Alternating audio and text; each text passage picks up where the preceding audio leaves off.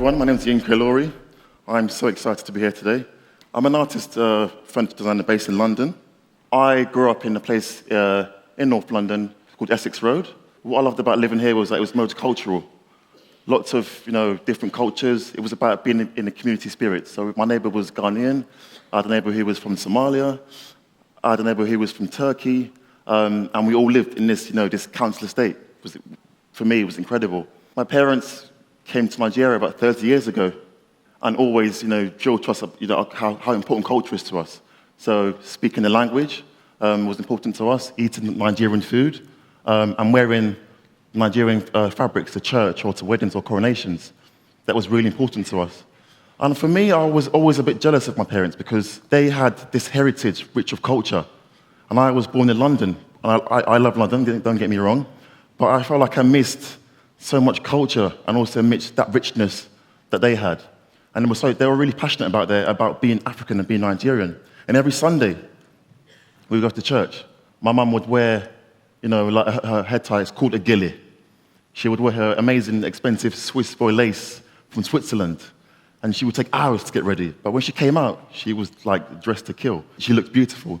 And one thing I loved about living in the council estate was we always had parties all the time. So we would have, my dad's friend is a musician. So he would come with his keyboard, his microphone and everything. And everyone was invited to like this house party. We would have dollars, and we would be spraying some dollars. You'd be dancing for hours, and you'd be leaving with like hundreds of dollars the whole night. So it was great. So if you were broke, you would come be in my house. So you're going to join me now in the my Nigerian party. Please join me on stage and party with me. You were being serious. I was. You should have told us before.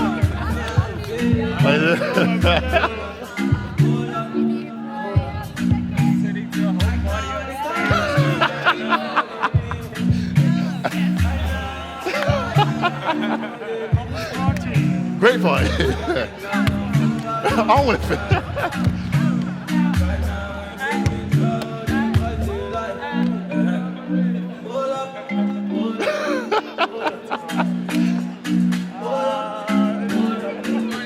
Everyone's coming. Fair, but stop now. It's kind of crazy. It's to leave.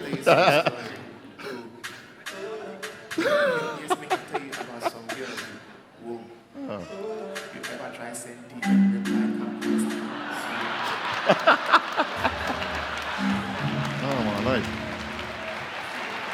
Yeah.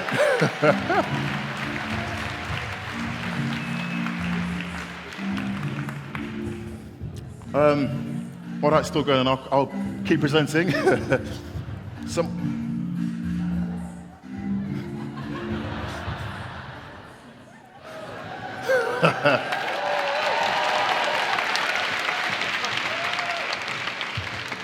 Thank you so much, guys. So yeah, another thing which is quite odd as well is that when we have parties at home, there's always a cameraman videoing these parties, and you watch yourself dancing on the screen, a house that you're in. Actually, it's quite weird. But we like to document our parties and sort of watch it over and over and over again. And there's a program on a channel on Sky called Ben TV where you submit your Nigerian house parties, and people watch it around the world. It's a bit of a weird Nigerian culture. So back to parables. So my parents always told me parables about, being good, not being negative, all about being positive and being a good person. And I always thought these parables were useless. Like, what are these parables about? Why does my dad tell me I should go to church? Why does he tell me I should not be envious of people? And these were some of the parables he told me growing up. And I always thought they were like a load of rubbish. But over the years, they've come back to me and hit me. And I've used them in my work to tell stories. So at the time, I was studying for my degree, product design and furniture. And, as, again, Nigerians, my dad wanted me to be a doctor or an engineer or a lawyer, to tell his friends, my son is a doctor or he's an engineer. But that didn't happen. I ended up studying product design and furniture. So I remember doing a project with Lina Rosé in my second year of my degree. And we had to design a piece that will fit into Lina Rosé. And I designed this sort of TV hi-fi unit, which which I liked, but it didn't really say a lot about me and my culture. There was no connection with who I am as an individual. And then I presented some work at New Designers, where I designed this wardrobe called Welcome and Wardrobe.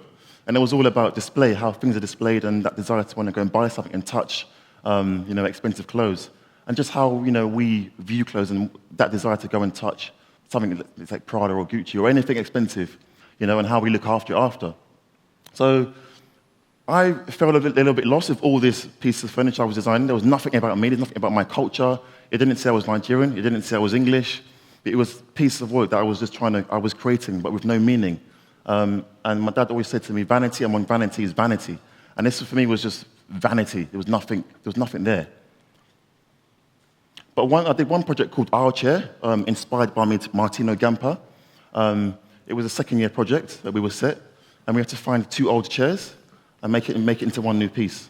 So we studied Martino Gamper for like 3 months, and I found 2 chairs, one from a guy who lived in my estate, who was a bit of a naughty boy and did quite a lot of illegal things. So that was interesting. And so that was an interesting narrative about who sat on his chair and what the chair used to... that chair was in a weird context. And a guy who worked in a pub.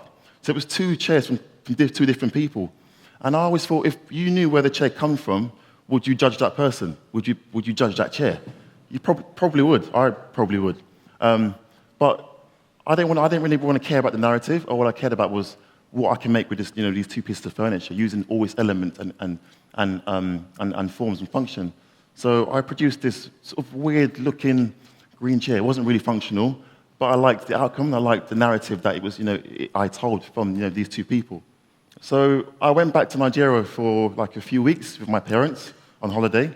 I wanted to try and get some inspiration for my next collection. I was sponsored by the Prince's Trust to start my first collection, and also gave me a studio. And I produced this piece of furniture called Kikiri, which means small. And one thing that really struck me about going home was looking at status and hierarchy, and how people show their wealth and status, and how Nigerians are very flamboyant. They want to have the expensive jewelry, the most expensive clothes. It was all about being seen and being heard. And this piece here looked at, the idea of, how do we define someone who's rich? What is richness? So I cut the legs off the chair. It's actually a vintage calf chair. I wanted to play around with status and hierarchy. So my work sometimes can be functional, it can be unfunctional. And then I looked at status and hierarchy and played around with chair legs. And for me, I like to use the chair as a narrative and take bits out from the chair to tell a story. So for me, the smallest scratch on a chair can be quite an important parable and message. And this piece here was called Odd One Out. So finishing uni, I was invited to Milan for Milan Design Week with Beatrice Galilee, curator. I was part of Afrofuture. And I was asked to curate about 30 chairs for a press event. And I freaked out, and I was like, yeah, I can do it. And I was like, I don't think I can do it. I've only got a week's notice. I can't do this. And then I delivered some workshops about storytelling. So I'm really into music. I play the Nigerian drums. I also play the talking drum. And the talking drum is used as a form of communication in Nigeria. So if you want to speak to a king or a queen, you have to play that drum. And what they do is they use the parables and play the parables through the drum. So it's a form of communication. So I cycled around three or four chairs and told different narratives and different stories. A project which I'm proud of is actually, this is my first ever collection that I was commissioned to do by Jagged Shoes in Shoreditch, and it started with a parable. This is where everything started for me. So I remember sort of looking at a range of parables, and this is where I really sort of found, myself as a designer and as an artist, and sort of, worked out what I wanted to do and what narrative I wanted to tell in my work. So again, I looked at things like sexuality, status, hierarchy, and looked at how, color can tell narratives. So this piece here on the left here is called Ewa, so it's called beauty. And for me, again, when I go to Africa, I go to Nigeria, I go to Ghana, I always look at how people are treated and how people display wealth and status. So for me, I wanted to sort of play around with the legs, chair of the legs, and work out what makes that chair powerful, because that chair's got a lampshade, and you're instantly drawn to that particular chair and that leg. And it's such a simple form and simple thing to do, But you're wondering, why has that chair got a lampshade on there? Again, I was looking at hierarchy and status in that particular piece. This piece here is called Oshumare, which is called Rainbow. And this piece is about a friend of mine who was going through a tough time. I can't really say too much about what it was, but it was to do with his sexuality. And I, again, was playing around with form and function. How do we define function? How do we define something that's comfortable? So I flipped the backrest of the calf chair, and that piece was about him. So I like to tell stories about people as well through my work, and try and retell their narrative, and create work that's funny, but also really thought-provoking. This piece here on the left is called Let There Be Light, and that's actually part of a collection at the Beach Design Museum, part of a show called Making Africa. So it's now touring around sort of 6 museums around the world.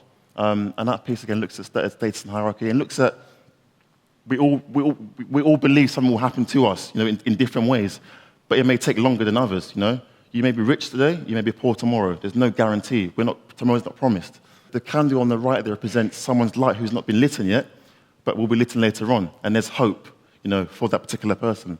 So again, all the chairs and all the work I do has a narrative, and that's the chair in the Beach Design Museum in Basel.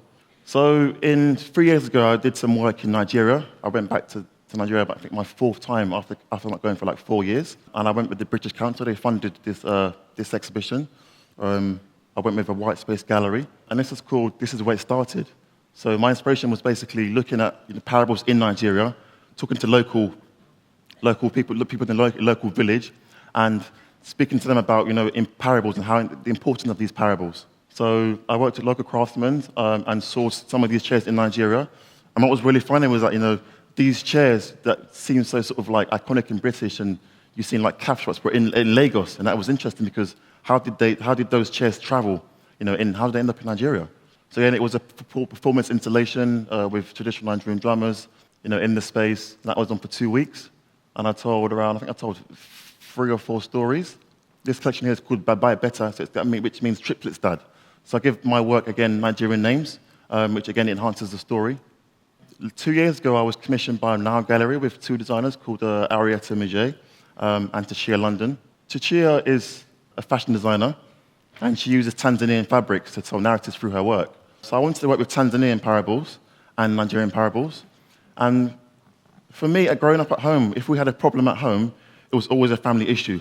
It was never left out of the house. We had to deal with it at home. That was one of my parents always said to us: "If the issue at home, deal with it at home. It's not a public problem. It's a family discussion." So I got tired of that. And I wanted to basically air out my family problems. So and I created 3. So it's called Home Affairs. I'm not talked about on the public space square. The art of storytelling through living. I told 4 stories. These were the living rooms. So we looked at like traditional Nigerian rugs and the furniture. We used palm oil bottles. We used some of Christine's fabrics on the panels. Again, and we wanted to collaborate on narratives and see how we can sort of fuse our stories together. And this is the installation. And some of the pieces. This piece here is called Ijoko Alejo, which means visitor's chair. So again, the pieces some are functional, some are unfunctional. A project I'm really, really proud and excited about is a piece called If Chairs Could Talk. I showed this piece in 2015, the Chocolate Bluebird. It looks at my upbringing in North London. I went to quite a rough school where everyone was from different backgrounds. We had people who were selling drugs. We had people who were bunking school. We had people who were selling Rockies and selling chocolate bars to make money. It was really, really eclectic. And I remember for me, it was about my parents wanted me to get into education and go to school. At the time, I remember I was not sure about what I wanted to do. I wanted to either bunk school or get an education. So I remembered my parents working so hard, and saw how hard it was for them to come to London. I'm going to discuss 3 chairs from the collection. So there was one person called. He was really good at music, but he wanted to be like his brother. He was, bunking school, selling drugs, and just not really an all-round good person. So in my school, I always think, chairs are quite a really powerful objects. Chairs tell, powerful stories. I remember being in lesson, there's about 6 of us in the lesson, and some are bunking, some are smoking, some are on their phone texting their girlfriends or doing whatever. But what was interesting was that, these chairs were consuming all their thoughts and processes. They were sharing so much with this chair. And chairs hold so much emotion and feeling. We do it, we just start thinking on a chair. But if a chair could talk and tell your story, that could be quite dangerous, or it could be quite a good thing. If a chair could tell your secrets to the world, I don't know, it's quite a scary thing. But this particular person was really intelligent, good at football, and he ended up in jail and didn't get an education. Another guy was really smart, and he was born in Nigeria, and he wanted to fit in and was bunking school as well. So because he was African and had an African accent, he wanted to blend in with people. So then he didn't get an education. There was another individual again as well. He was really smart and knew what he wanted to do. So he got first class honors in engineering. He was Nigerian. So what was great about my school was that it was so diverse, and people did different things. We're all from different backgrounds, but for me, it was important for me to get an education, make my parents proud, and not let them down. Because it's so easy for me to go, to have gone through a different route. Because my parents, struggled so hard to come to London and get an education. So for me, it was key, to come out with something good, even if it wasn't engineering or I wasn't a doctor or a lawyer. I had a degree. That was what they cared about. So they could tell their friends, my son is a doctor, or my son is an engineer, or so and so and so. But I was a designer. So there was 5 in that collection. One of my favorite pieces in that collection has actually gone to Brighton Museum, and that one's called A Trapped Star. So that's about a young person who was, trapped in this system. So there's 2 chairs. There's 2 chairs, but actually it's one piece. That looks at that individual who was trapped in this system, which is the piece on the right there, and that's actually now gone to Brighton Museum. That's part of their chair collection. And that's the guy who was really good at music and good at football, but he was trapped in a system and couldn't get out of it. So he didn't ever reach his full potential. Last year, I was commissioned by Milton Keynes Art Centre to produce a collection. And Milton Keynes is 50 years, I think they're about 50 years old. I think this year is their 50th year anniversary. So I worked with the local community, worked with about 15 school kids for 10 weeks. Have you ever worked with kids for 10 weeks? I mean, that was exhausting. I mean, they didn't stop talking. They wanted to do crazy things like make chair robots and do all sorts of things. I was like, that's not possible. We can't do that. This piece here looked at the benefits of doing good because of tomorrow. So my parents always said to me, treat people well. So if we're not around, people will look after you and treat you well. So that was something that was really important to my family. I wanted to create like a feel-good exhibition, chairs that make you feel good. So we created this installation with the 15 school children, where on the other side, the chairs sort of grow. So it's like you're sort of reaping your benefits of tomorrow. So so doing goodness, and then tomorrow you're going to get this greatness. So I looked at things like color, against status and hierarchy, and jewelry and adornment, which is quite powerful and prominent in my culture. And we shot the collection in Milton Keynes. What's funny about Milton Keynes is that you feel like you're in LA. So it's set up like it's got this sort of American sort of grid system where it's all sort of it was weird. So this is actually shot in Milton Keynes. So I felt like I was in Miami or LA, but it was actually this new town that's 50 years old. So that was really cool. So that was nice to sort of have give the chair a bit more of a narrative, a bit more of a context as well. One of my favorite pieces, which I've recently done last year in Clerkenwell, London, for a London Design Week, was a piece called The Swimming Pool of Dreams. It looked at 5 people I went to church with, growing up. And every Sunday we went to the seaside to pray to God. And my parents were really religious.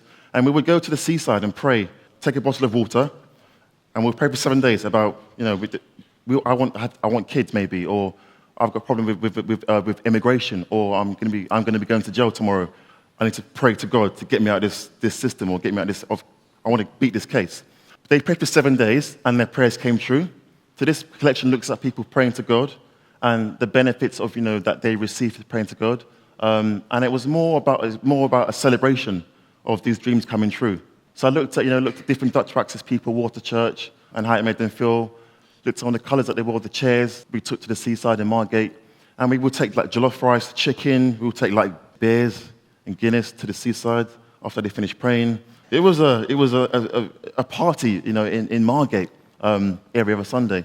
To finish off, this is the installation. Thank you so much for your time. I hope you enjoyed it.